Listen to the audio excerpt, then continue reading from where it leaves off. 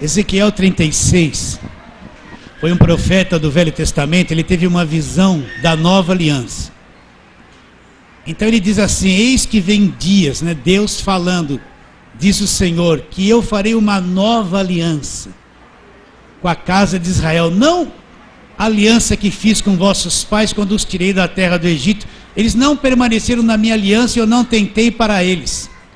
Mas vou fazer uma nova aliança com vocês. Ele diz assim: tirarei de vós o coração de pedra, porei em vós um coração de carne.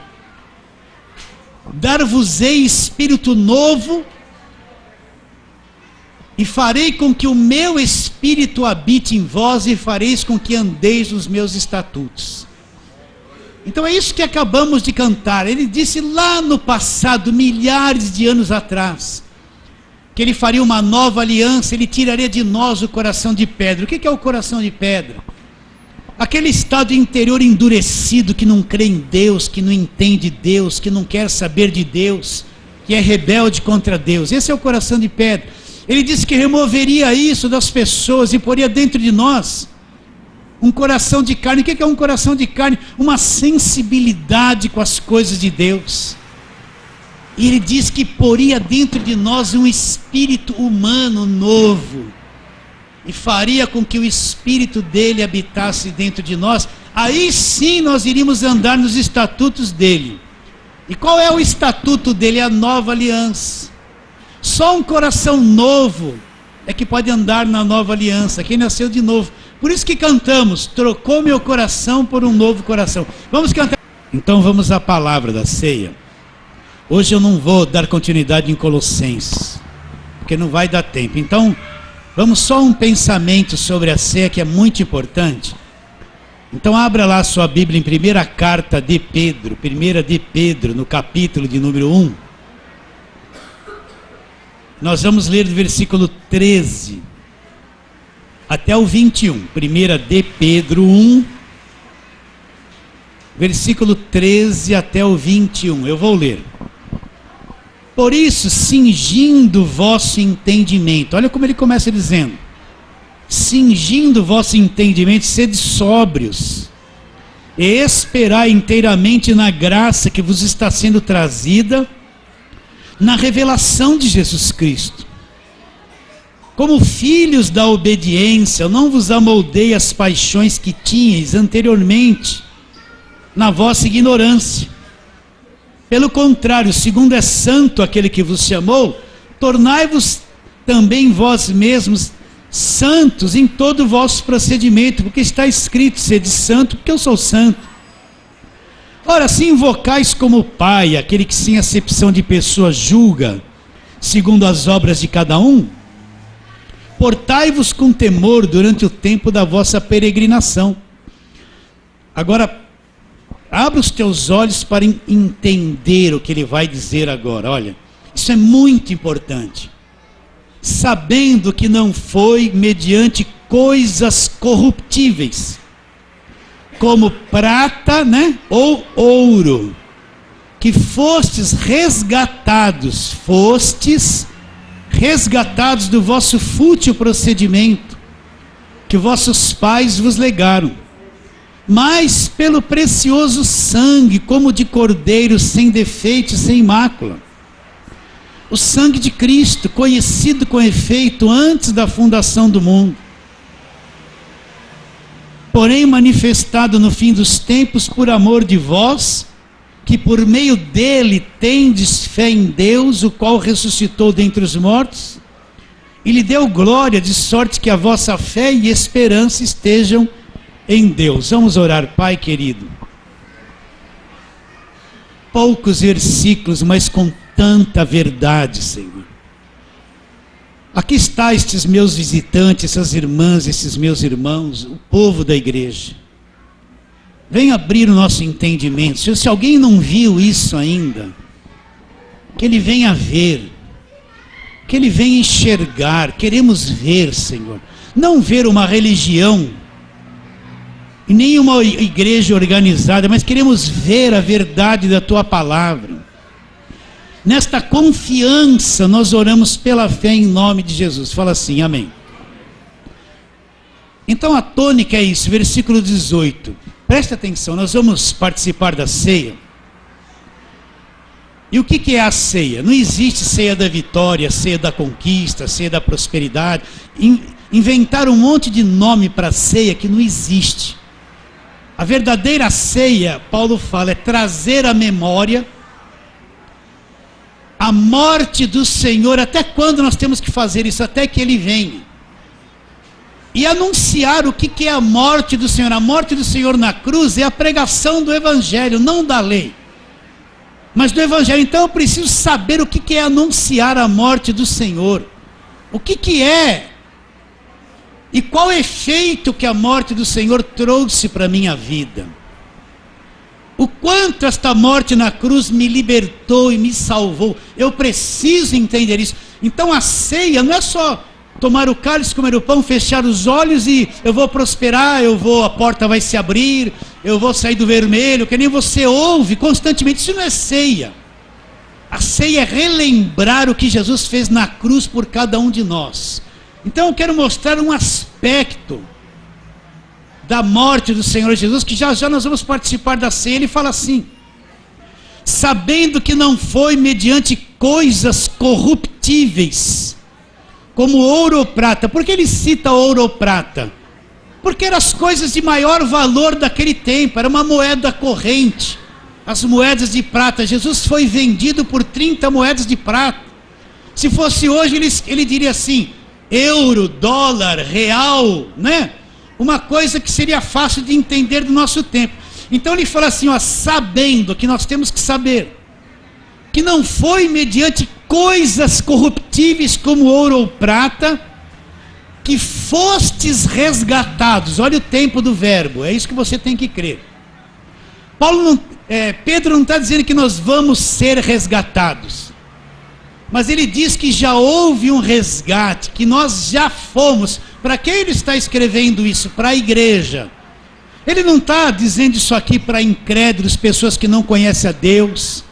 Ele está escrevendo uma carta para a igreja. Ele quer que a igreja seja lúcida e entenda o que ele está dizendo. Então ele fala, olha, não foi mediante coisas corruptíveis como prata ou ouro, que fostes, olha o tempo do verbo, passado, já aconteceu, que vocês foram resgatados. Resgatados de quê? Da vã maneira de viver legada pelos pais. Quem são esses pais? Pedro vai lá para o começo da criação, em Adão e Eva, que são os pais, que deles vieram toda a raça humana, e transmitiram a morte, a escravidão, o pecado, o estrago para toda a raça humana. Então ele fala, não foi mediante coisas corruptíveis como prata ou ouro, que vocês já foram resgatados da vã maneira de viver, que vocês herdaram dos pais. Mas como é que eu fui resgatado, pastor? Então a primeira coisa que você tem que entender, você é um crente de verdade. O crente de verdade não é aquele que está com a Bíblia debaixo do braço, não é aquele que faz corrente em campanha todo dia. Às vezes ele está fazendo tudo isso, nem salvo é, ele está escravizado por um sistema religioso. O crente de verdade não é se ele vem 7 ou 8 vezes nas campanhas de libertação. O crente verdadeiro é aquele que nasceu de novo, que entrou no reino, que vê o reino, que é salvo pelo Senhor Jesus Cristo. Esse é o crente verdadeiro. Então eu afirmo de novo que hoje tem tanta gente dentro da igreja que nem salva é. Porque os pregadores prometeram que eles iriam ter dinheiro, que eles iriam ficar ricos, que eles iriam sair do vermelho, que eles vão dar a volta por cima, que eles vão se casar. Prometeram um montão de coisa que eles querem. Então eles vão para a igreja para alcançar aquilo, mas não para se converter e ter um encontro com Jesus de verdade. Então eles estão crendo num evangelho misturado e falso. Agora o crente verdadeiro é aquele que um dia creu em Cristo, como diz a Escritura. E ele se arrependeu dos pecados de todo o coração. Ele é uma nova pessoa, ele recebeu Jesus, nasceu por dentro, nasceu do alto, nasceu de novo. Foi feito pelo próprio Deus um filho. Esse é o crente verdadeiro. Então essa carta está sendo escrita para quem é assim. Esse vai entender. Então ele fala que fostes resgatados. Então você tem que acreditar. O que é um resgate? O que é um resgate? Eu escrevi aqui duas coisinhas. Alguém que foi livrado, liberto do cativeiro. Alguém que foi liberto de um sequestro. Uma pessoa que foi sequestrada. E as autoridades policiais foram lá e libertaram ela do sequestro. Libertaram ela foi resgatada. Então é isso que o sangue de Jesus fez por nós. Ele nos resgatou da mão do diabo, do cativeiro, da escravidão, das prisões. Todo crente verdadeiro é um liberto pelo sangue. É um resgatado, já foi resgatado. Acredita nisso ou não? Hoje me ligou um rapaz, tem um menino chamado Bruno, ele vai ver isso. Ele me ligou e falou: "Ô pastor, graças a Deus que eu estou entendendo o evangelho." Aí eu falei assim: "Mas por que você fala isso para mim, Bruno?" Porque eu me via preso o tempo todo. Eu vivia atrás de uma libertação que nunca veio na minha vida. Eu estou enfiado na igreja há anos. Eu já expulsei o demônio de mim há anos, só que nunca sai. Toda sexta-feira eu tenho que estar lá tirando ele de mim de novo. E ouvindo essas pregações pelo rádio, pela internet, ele falou: "Eu entendi que eu fui liberto. Quando eu entendi isso, a minha cabeça mudou. Meu coração mudou." Ele disse: "Eu tenho vontade de falar essas coisas para as pessoas que aconteceu comigo." Eu falei: "Aconteceu isso com você? Você não se vê mais na mão do diabo escravizado?" "Não, pastor, a minha mente mudou, eu tinha uma cabeça pesada, preocupado, eu me sentia condenado o tempo todo, eu tinha medo de tudo, pastor. Medo do diabo de noite, noite e dia. Mas quando eu entendi que eu fui resgatado e criei," ele disse, "então tudo mudou." "Pastor, eu estou com uma vontade de falar isso para os outros." Eu falei: "Vai, fala. Fala isso como você entendeu, você vai começar a pregar o evangelho." Então todo crente verdadeiro, pelo amor de Deus, e creia nisso. Talvez a sua fé não crê nisso. Ele foi resgatado pelo sangue para sempre. Quando Jesus foi para a cruz, ele derramou o sangue dele. O sangue da velha aliança era sangue de animais, não resolveu o problema. O sangue da nova aliança é o sangue do Cordeiro de Deus que tira o pecado do mundo.